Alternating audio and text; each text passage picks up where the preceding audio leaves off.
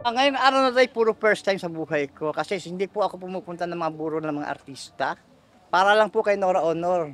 First time ko po na kay Nora Honor umiiyak ako at first time ko lang pong pumunta sa isang buro na nagga-grab pa ako, dati naglalakad lang ako. Kahit mahal ang Grab, okey lang para kay Nora Honor. Kasi mabait si Nora Honor, nakakasama ko siya noon sa mga kung saang-saang event.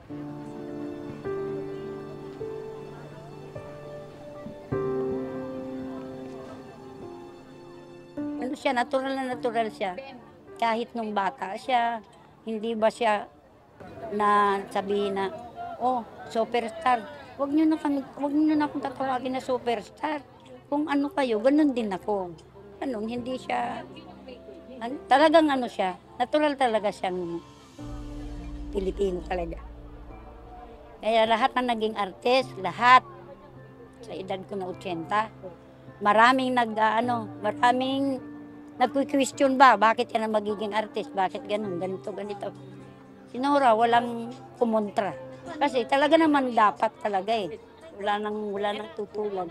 Ewan ko, kung mayroon pang magiging kagaya ni Nora, swerte niyan.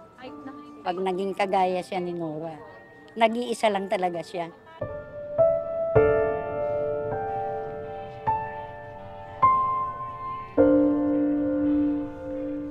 Actually, na-shock ako, hindi ko alam. Akala ko si Ate Guy, pagaling na siya. Talagang nagulat ako. Tamang-tama nung madaling araw, nagbukas ako ng cellphone, doon ko nalaman na wala na si Ate Guy. Actually talaga, hindi pa rin ako makapaniwala up to now na wala na siya.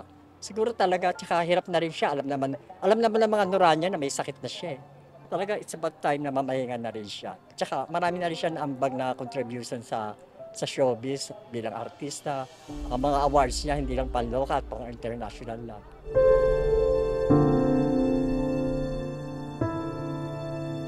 Hindi pa po ako nag-aaral, basta Nora Honor po kami.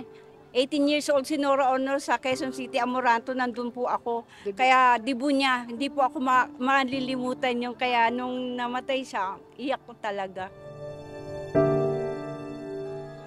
Kasi yung panganay kong ate, fans na fans po ni Nora Honor, yung mga kanta niya, kinakanta ng ate ko. Kaya lahat po kami, pati mami ko, Noranyan talaga kami, pamilya namin.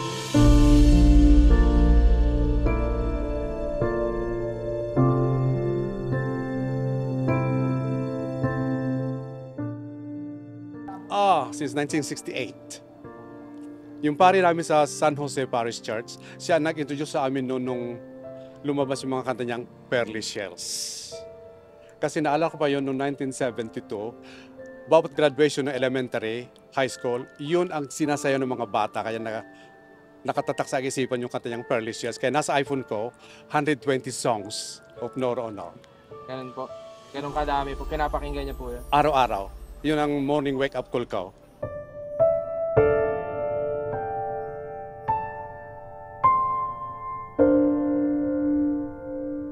Sabi ko pupunta talaga ako, hindi pwedeng hindi pupunta. Kahit na anong mangyari, kahit harangan niyo ako ng ano dyan. Pupunta at pupunta ako kahit mainit. Ganun din ako, pupunta at pupunta ako hanggang kahit na anong mangyari, talagang gusto ko talagang makita ang ating superstar. Maraming.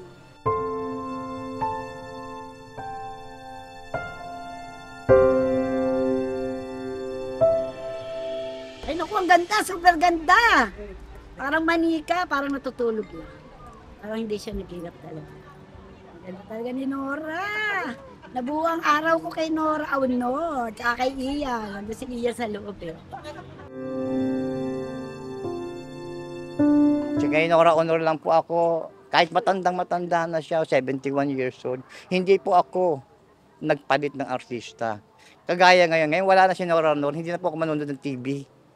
Hindi na po ako manonood ng sine. Kasi napapanonoorin ko yung mga ano na lang.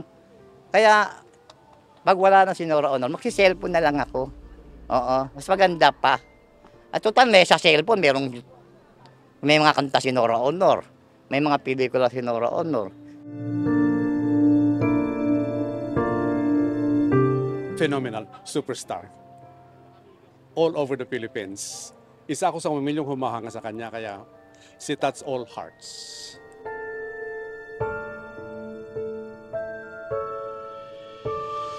Bye.